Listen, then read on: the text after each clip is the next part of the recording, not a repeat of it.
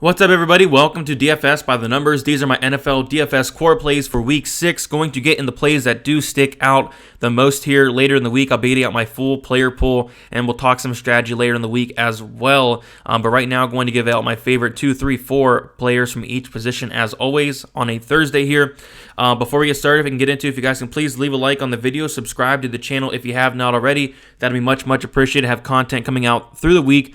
Showdown content Monday and Thursday, and of course, I will be getting out my video later in the week in terms of some strategy, and then go through my full player pool as always. I do go live throughout the week, Pub Sports Radio and Football Diehards on Wednesdays and Fridays and Sundays, so you can check me out on there as well. Me and Jamie do go live at 10 o'clock in the morning on Sunday.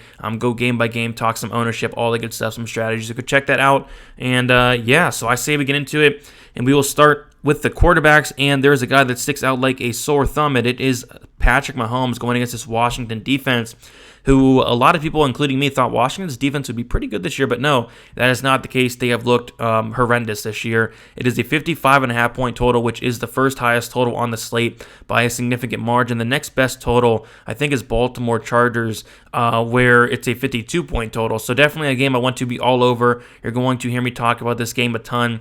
And they also made a big mistake this week in terms of the salaries. They actually priced down Travis Kelce, so typically it'd be very hard to, pair up Mahomes, Kelce, and Hill, but this week it's not hard to do that at all. So Patrick Mahomes is going to be my go-to up top. There is another guy I like up top we'll talk about more later in the week, Lamar Jackson, but Patrick Mahomes, if I have the salary, I'm going to have a ton of Patrick Mahomes this week. Here we go. Next, we have Taylor Heinecke, the other guy that sticks out in terms of value.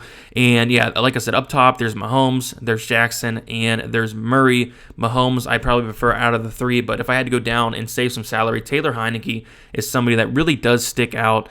He is 5,800, very cheap, going against Kansas City. And on the flip side, Kansas City's defense has looked really bad as well.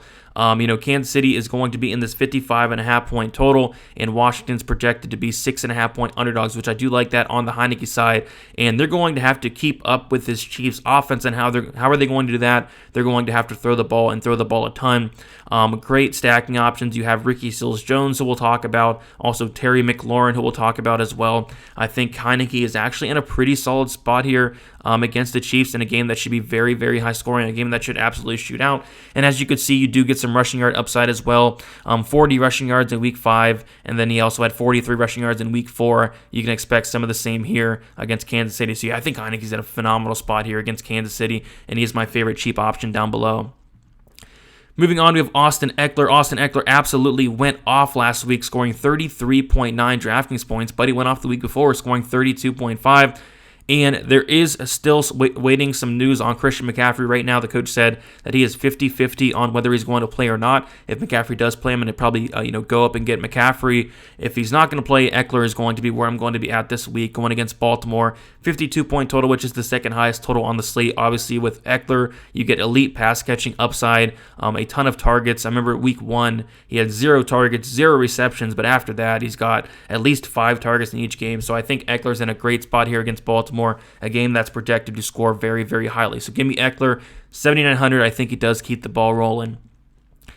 Jonathan Taylor, and we'll talk more later in the week. Like, this 6K range is stacked. Like, there is a good 5 running backs that stick out just in this 6K range. We'll talk about more later in the week. But I guess I had to pick the favorite one out of the couple there, and Jonathan Taylor is probably my favorite. And the reason being is, when you want to play Jonathan Taylor, you want to play him in a positive game script. You don't want the Colts to be trailing, because if they're trailing, they're going to be passing, and they're going to be using a lot of Hines. But they're 10-point favorites. I love that. They're going against Houston. I love that. It is only a 43-point total, but Jonathan Taylor, he is averaging 18.1 DraftKings points. He has been looking very good the past 2 weeks, scoring 34 and 23 DraftKings points.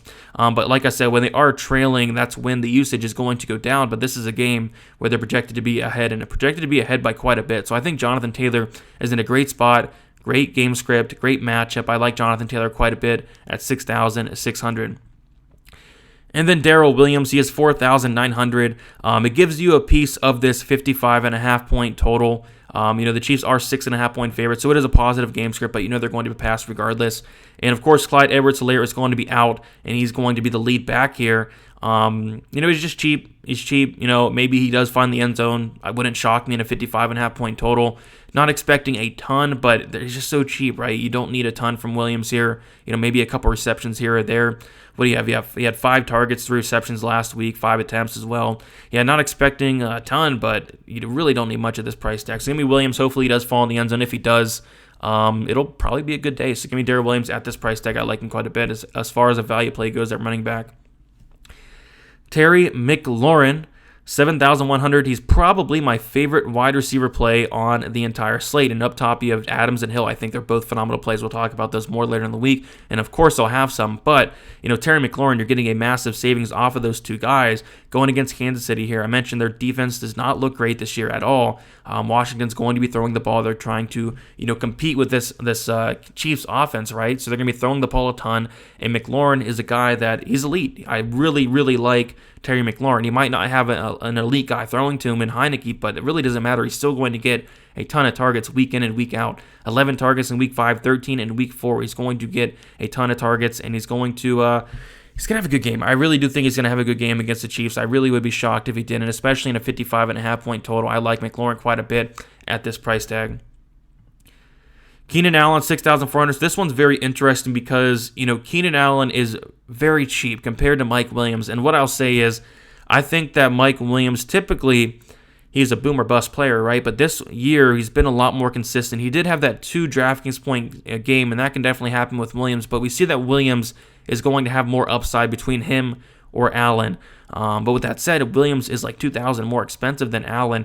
With Keenan Allen, you can always count on him being very safe and very reliable. He's still averaging over 10 targets per game, which that's a ton, especially considering the price tag. 9 targets in week 5, 11 in week 4, 12 in week 3. He had that 13 target game in week 1. So he's still getting a ton of targets. Not the most upside, only 1 touchdown on the year. But this is a game with a 52-point total. I wouldn't be shocked if Allen did find the end zone here. So yeah, I like Allen quite a bit. More so for cash games especially, but even like tournaments, like he's going to get around 10 targets, and that's a ton, especially in a game like this that's projected to score very high, the second highest total on the slate. So yeah, I like Allen. I'm going to keep playing him. Maybe they will keep pricing him down, but yeah, Mike Williams keeps getting it done. Mike Williams keeps having these big games, but we saw just 2 weeks ago where Williams did have like a 2-point game, so that very well can happen. So yeah, I do like Allen though, considering the price tag. And then Jacoby Myers. Jacoby Myers was, I believe he was projected to be like a top 3 owned wide receiver last week. He was pretty high owned, and it seems like a lot of people, at least right now, are going off of Jacoby Myers, and this is kind of where I want to hop on. Like even last week, he didn't have an awful game. 5 targets, 4 receptions, 9.6 DraftKings points. This is a game where I kind of want to go back to him. Going against Dallas here, 5,500. He's very cheap.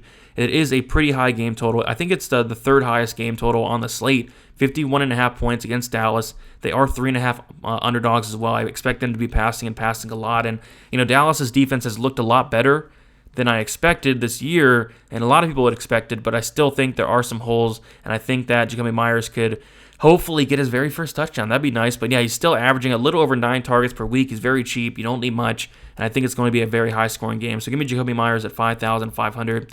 He's somebody else that does stick out.